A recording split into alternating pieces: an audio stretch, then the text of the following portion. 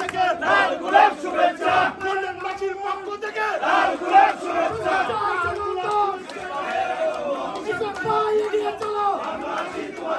আমরা আছি তোমার সাথে, ইসাক ভাইয়ের আগমন শুভেচ্ছায় স্বাগতম, শুভেচ্ছায় স্বাগতম, ইসাক ভাইয়ের আগমন, ইসাক ভাইয়ের আগমন শুভেচ্ছায় স্বাগতম, শুভেচ্ছায় স্বাগতম। বড় সমস্যা এখন যেটা সেটা হচ্ছে বাংলাদেশের ঢাকা শহরের যে যানজট এবং যে দূষণ।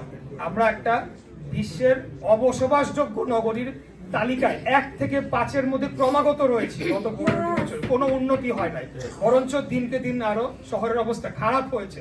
এটা কেন হয়েছে? কারণ অব্যবস্থাপনা এবং অপরিকল্পিত নগরায়নের ফলে এই জিনিসগুলো হয়েছে, যেটা বিগত আমলে খুনি হাসিনার সরকার কোনোদিনও এগুলাকে ভ্রুক্ষেপ করে নাই। তারা তাদের লুটপাট নিয়ে ব্যস্ত ছিল, জনগণের কি আসতে হলো সেটা তারা জানে না। তো আমরা যে সমস্যাগুলো চিহ্নিত করতে পেরেছি এর মধ্যে বর্জ্য ব্যবস্থাপনা রয়েছে, মশক নিধন রয়েছে, আপনার বিশুদ্ধ পানির ব্যবস্থার যে সমস্যা সেটি রয়েছে, এবং আমাদের যে নিরাপত্তা বা ঢাকা শহরে সেটার একটা সমস্যা রয়েছে। এখানে যে জলাবদ্ধতা হয়, মানে পানি নিষ্কাশন অর্থাৎ ড্রেনেজের যে সমস্যা সেটার সমস্যা রয়েছে, নানাবিধ সমস্যা রয়েছে। সর্বোপরি একটা ব্যুরোক্রেটিক যে আমলাতান্ত্রিক জটিলতা সেটাও রয়েছে, এবং ঢাকা শহর থেকে চাপ কমানোর জন্য দীর্ঘমেয়াদে আমাদের কিছু পলিসি নিতে হবে।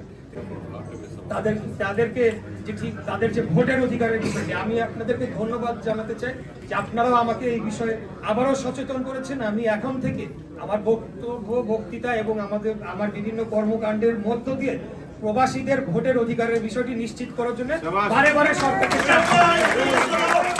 পরবর্তীতে আমাদের প্রবাসীদের নিয়ে দলের আমাদের নেতা উনি নিজেই তো এই বিষয়গুলো আরো ভালো জানেন। তো আমরা যখন সরকারে আসব তখন এই বিষয়গুলো সমাধান করার জন্য যাতে এয়ারপোর্টে হ্যারাসমেন্ট না হতে হয়, বিভিন্ন অফিসে গেলে আপনারা যাতে ইনভেস্টের যেটা আমাদের সভাপতি সাহেব বলেছেন যে বনের বিনিময়ে যদি একজনকে অনুপ্রাণিত করতে পারি, খুনি স্বৈরাচারী ফ্যাসিস্ট ডাইনি হাসিনা যার হাতে আমাদের এত ভাইয়েরা গুম হয়েছে, খুন হয়েছে, তাদেরকে হত্যা করা হয়েছে, বিচার বহির্ভূত হত্যাকাণ্ড করা হয়েছে।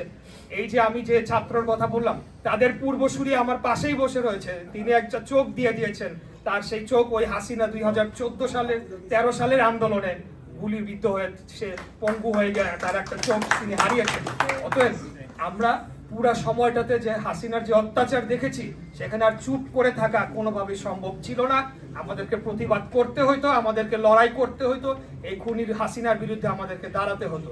সেই কাজটি আমি করেছি বাংলাদেশ জাতীয়তাবাদী দলের একজন কর্মী হিসেবে, সেটাই আমার সবচাইতে বড় পরিচয়।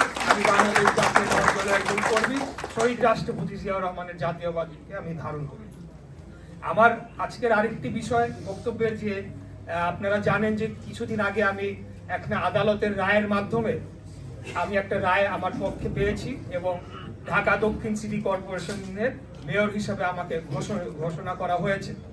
তো এটার একটু পূর্বে আমি যেতে চাই যে যখন এই সিটি কর্পোরেশনের নির্বাচনের বিষয়টি আসলো সেটি 2018 সালের যে একটা ভোটারবিহীন যে নিশিরাতের নির্বাচন করা হয়েছিল, মধ্যরাতের নির্বাচন, তার 6 মাস পরে আমাদের নেতা দেশনায়ক জনাব তারেক রহমান তিনি আমাকে ডেকে নিয়ে গেলেন জুলাই মাসে।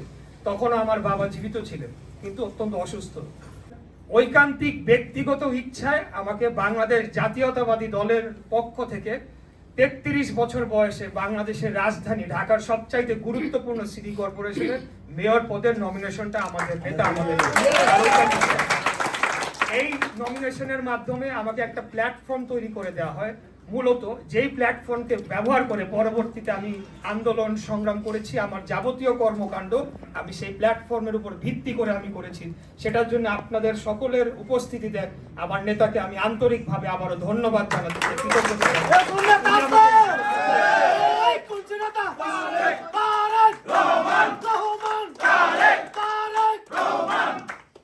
চুম্বল মেরে এই পুলিশের হাত থেকে যে তার জানবাজি দিয়ে যখন পুলিশ সে গুলিরও লাগছে, সেই সময় তার ডাইনামিক লিডারশিপ আমরা অত্যন্ত গর্বিত।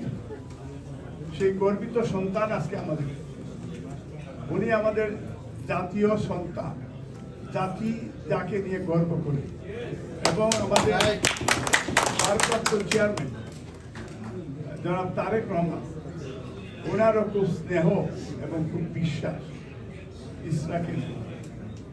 দেশনেত্রী বেগম খালেদা জিয়া আমাদের মাদার অফ ডেমোক্রেসি, আমাদের মা, তিনি খুব অসুস্থ, যুক্তরাজ্যে আছে।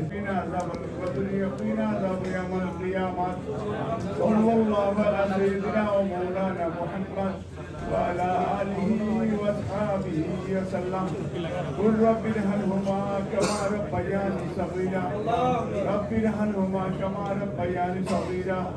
رب ارحمهما كما ربياني صغيرا. ربي زدني علما. ربي زدني علما. ربي زدني علما. ربي اشرح لي صدري ويسر لي امري وحلل عقدة من لساني يا قولي يا حي يا قيوم. حسبنا الله ونعم الوكيل، نعم المولى ونعم النصير. لا إله إلا أنت سبحانك إني كنت من الظالمين. فاستجبنا له ونجيناه من